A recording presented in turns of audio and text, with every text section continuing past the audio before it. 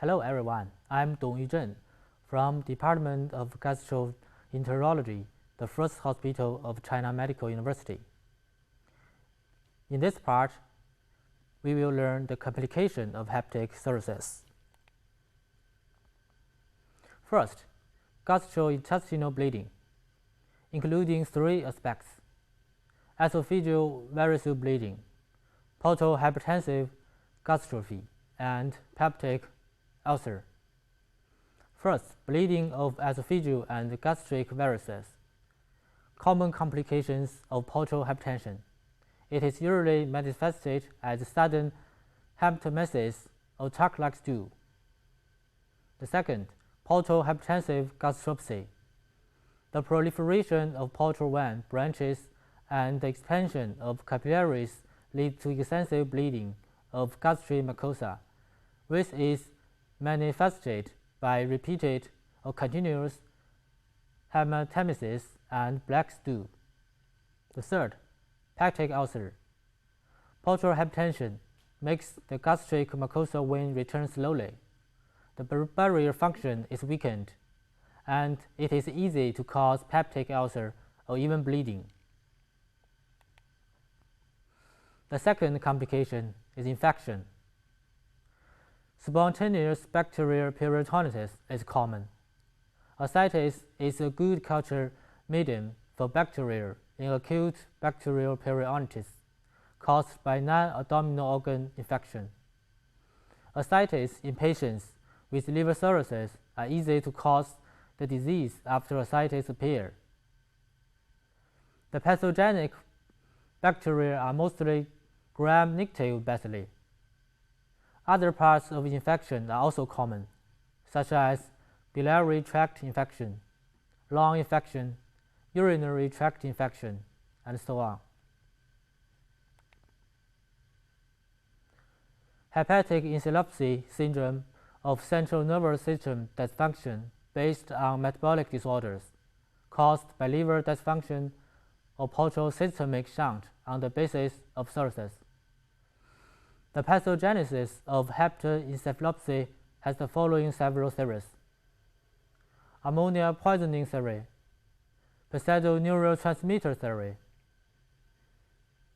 tryptophan and 5-hydroxytryptamine theory, gamma-aminobutyric acid benzodiazepine complex theory, manganese poisoning theory. Among them, ammonia poisoning theory is an important pathogenesis of hepatic encephalopathy.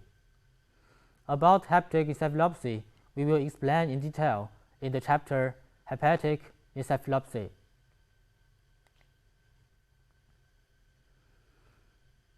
Cholestasis is often associated with cirrhosis. The prevalence rate is about 30%. Gallstones and extrahepatic bile duct stones are common. Portal vein thrombosis is common, especially after splenectomy. There are no obvious symptoms in the early stage. When the blood flow into the liver is seriously blocked, it can lead to refractory esophageal and gastric variceal bleeding, moderate and severe abdominal pain, intractable ascites, intestinal edema, and necrosis. Cavernous transformation of portal vein refers to the stenosis, atrophy, and even disappearance of main portal vein after obstruction of the portal vein or the branches of the portal vein, forming small or tuberous reticular vessels among the portal vein. Long-term deficiency of sodium intake, diuresis, ascites, and secondary aldosterone increase are the causes of electrolyte disorder. Hypokalemia and metabolic alkalosis are easy to induce hepatic encephalopathy. Persistent severe hyponatremia may cause hepatorenal syndrome. About 70% of primary liver cancer occurs on the basis of liver cirrhosis, and most of them develop from chronic hepatitis B and chronic hepatitis C. It can be manifested as liver pain, ascites, liver volume enlargement, and so on.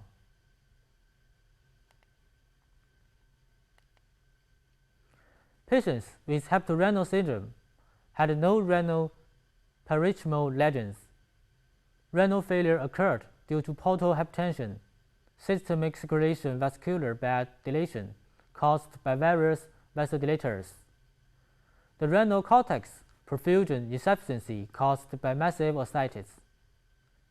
The main clinical manifestations were oliguria, anuria, and azotemia.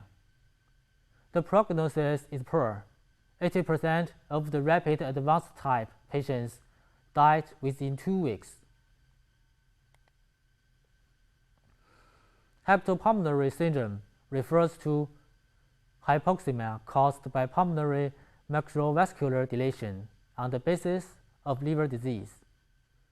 Clinical failures include liver disease, pulmonary vasodilation, and hypoxemia. There is no specific treatment, and there is a poor prognosis.